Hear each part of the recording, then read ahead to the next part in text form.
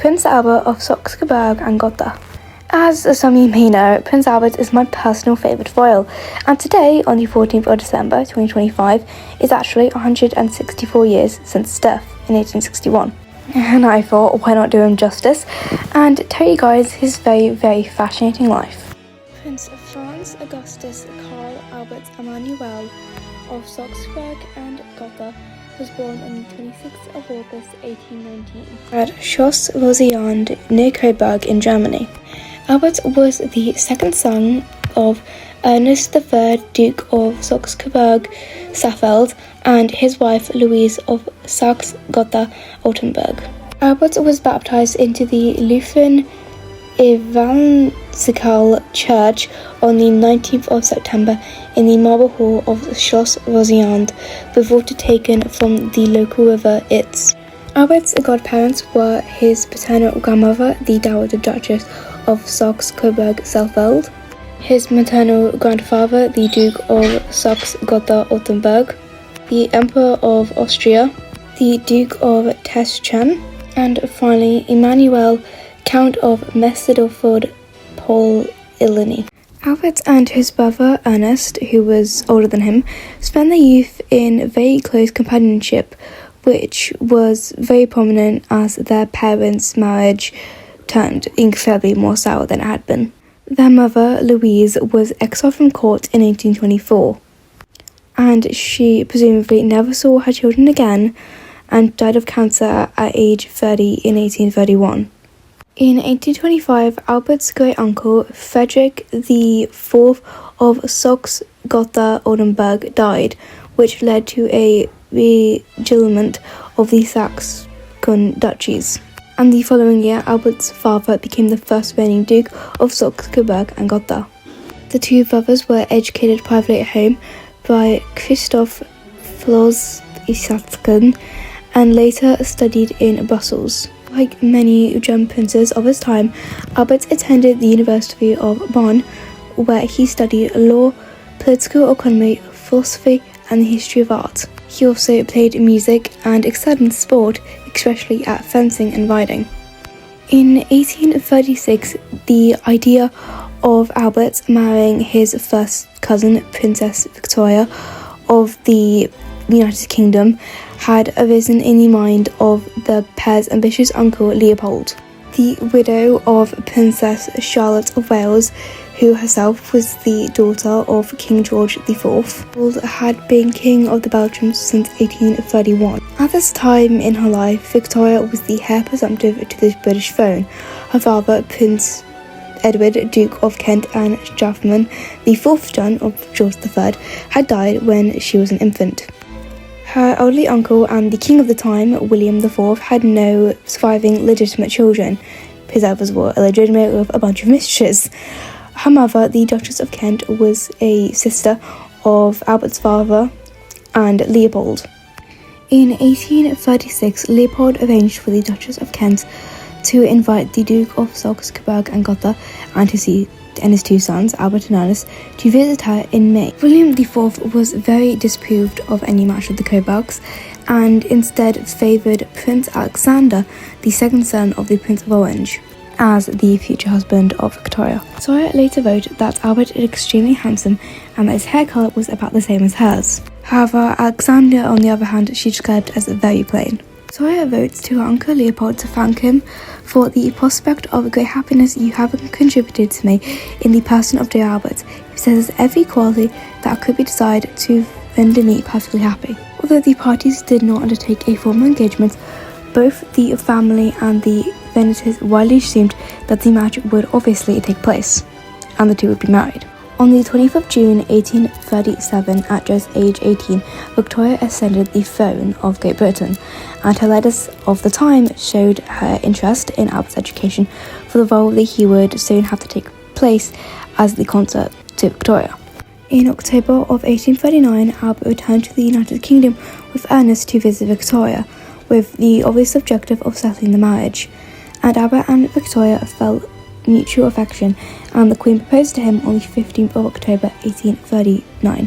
The couple were wed on the 10th of February 1840 at the Chapel Royal in St. James's Palace, and just before the marriage, Albert was naturalised by an Act of Parliament and granted the style of Royal Highness by an order in council. At the start, Albert was not popular with the British public. He was perceived to be from an impoverished and undistinguished minor state that was barely larger than a small English county. The Prime Minister at the time, Lord Melbourne, or as Victoria referred to him as, Lord M, advised Victoria against granting her husband the title of King Consort. Parliament also objected to Albert being created a peer, partly because of anti-German sentiment and a desire to exclude Albert from any political role. Seeing an advantage to weaken Albert's position further, they opposed a British peerage for Albert and granted him a smaller sum of money than previous consorts, which was 30,000 instead of the usual 15,000. Albert claimed that he had no need of a British peerage, writing, "It would almost be a step downwards for a Duke of Saxony. I myself much higher than a Duke of York or Kent. For the next 17 years, Albert was formally titled HRH Prince Albert, Patriot stands for His Royal Highness, until on the 27th of June 1857, Victoria granted him the title of Prince Consort. Within 2 months of Victoria and Albert's marriage, Victoria was pregnant, and Albert started to take on public roles. He became president of the Society for Extinction of Slavery, which slavery was still lawful in most parts of the world beyond the British Empire, and helped Victoria privately with her government paperwork. In June 1840, while on a public carriage ride, Albert and the pregnant Victoria were shot at by Edward Oxford, who was later judged insane. Luckily, neither Albert nor Victoria was hurt, and Albert was praised in the newspaper for his courage and coolness during the attack. In August, Parliament passed the Regency Act 1840 to designate Albert regent in event of Victoria's death before their child reached the age of 18, aka majority. Luckily, their first child, Victoria, who's named after her mother and was mostly referred to as Vicky, was born on the 21st of November. Other children followed Vicky: Albert Edward, the future Edward VII, and most commonly known as Bertie; Alice, Alfred, mostly known as Affy; Helena, who's known as Helenchen or Letchen; Louise, Arthur, Leopold, and Beatrice, also known as Baby. As stated previously, Vicky was named after Victoria, Bertie was named after Albert and Victoria's father, Edward, Duke of Kent. Louise was named after Albert's mother and other people, and Leopold was named after Leopold, King of the Belgians, Victoria and Albert's uncle.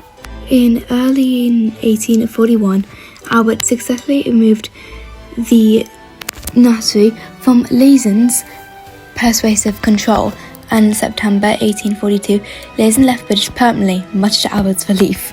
Leizen was Victoria's most, beloved person in her childhood, and this obviously deeply affected her. Albert and Victoria were shot at again, both on the 29th and the 30th of May 1842, but unhurt. The culprit, John Francis, was detained and committed to death, although he was later reprieved. In the early months of 1844, Albert went to Coburg after the death of his father, and for one of the first times in their marriage, Victoria and Albert were separated.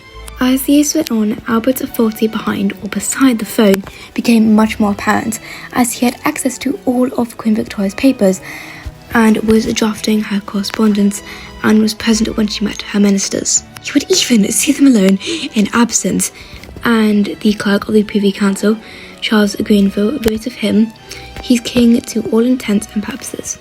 In 1847, Albert was elected Chancellor of the University of Cambridge after a close contest with the Earl of Porus. Albert used his position as Chancellor to campaign successfully for reformed and more modern university curricula and expanded the subjects taught beyond the traditional mathematics and classics to include modern history and the natural sciences. The Great Exhibition of 1851 arose from the annual exhibitions of the Society of Arts, which Albert was president from 1843, and owed most of its success to his efforts to promote it. Albert served as the president of the Royal Commissions for the exhibition of 1851 and had to fight for every stage of the project. in the House of Lords, Lord Brougham, formulated against the proposal to hold the exhibition in Hyde Parks. Many people, were not filled with the idea of the exhibition, and Albert thought the talk was absurd and quietly persevered, trusting always that British manufacturing would benefit from exposure to the best products of foreign countries. Victoria opened the exhibition on the 1st of May 1851 in its special design and built glass known as the Crystal Palace, and it posed a colossal success. A surplus of 1,800,000 was used to purchase land in South Kensington, on to which established educational and cultural institutions, which included the Natural History Museum, Science Museum, Imperial College London, and what would later be named the Royal Albert Hall and the Victoria Albert Museum. The area was referred to as the Altopolis by skeptics. In August of 1859, Albert fell seriously ill with stomach cramps. His steadily worsening medical condition led to a sense of despair. The biographer Robert Rhodes James describes Albert as having a loss of the will to live, and Albert later had a accidental brush with death during a trip to Coburg in 1860 in October. He was driving alone in a carriage drawn by 4 horses that suddenly bolted. As the horses continued to gallop towards a wagon waiting at a railway crossing, Albert jumped for his life from the carriage. One of the horses was killed in the collision, and Albert was badly shaken, though only his physical injuries luckily were cuts and bruises. He confided in his older brother Ernest and his eldest daughter Vicky that he sensed that his time had come. Albert's aunt and Victoria's mother, the Duchess of Kent, died in March 1861, and Victoria was grief-stricken, very much so. Albert took on most of Victoria's duties despite his continuing stomach trouble. Albert was informed that gossip was spreading in the Gentlemen's Club and the foreign press that the Prince of Wales, Bertie, was involved with Clifton. Albert and Victoria were horrified by their son's insuggestion and fled blackmail, scandal or pregnancy. Though Albert was incredibly ill, he travelled to Cambridge to see the Prince of Wales on the 25th of November, and he and Bertie took a long walk in the rain, talking. On the 9th of December 1861, one of Albert's physicians, William Jenner, diagnosed him with typhoid fever, and Albert died at 10:50 p.m. on the 14th of December 1861 in the Blue Room at Windsor Castle, in the presence of Queen Victoria and 5 of their 9 children, and he was 42 years old. While the Cambrian diagnosis was typhoid fever, modern writers and historians have had noticed that Albert's persistent stomach pain, which had troubled him for at least 2 years before his death, might have suggested that a chronic condition such as Crohn's disease, kidney failure, or abnormal cancer was the cause of death. Albert's funeral was held on the 23rd of December at St. George's Chapel, Windsor Castle. And Victoria's grief was overwhelming, and she was widowed, obviously, and she never recovered from Albert's death. She entered a deep state of mourning and went back for the rest of her life, and all of Albert's fumes were kept as they had been, even with hot water boiling in the mornings, and lining and towels changed daily, such as common practices of the common houses of the very rich. You may know Victoria completely withdrew from public life, and at the beginning, her 2 daughters, Alice and Helena, and I believe Louise as well, were her private secretaries, and she continued to mourn Albert until her own death in 1901. But that is all for today, guys. It took me a while to edit this video. I can't believe it is almost at 15 minutes. But if you enjoyed it, I would give this channel a subscribe, because there'll be a lot more videos like this coming up. See you!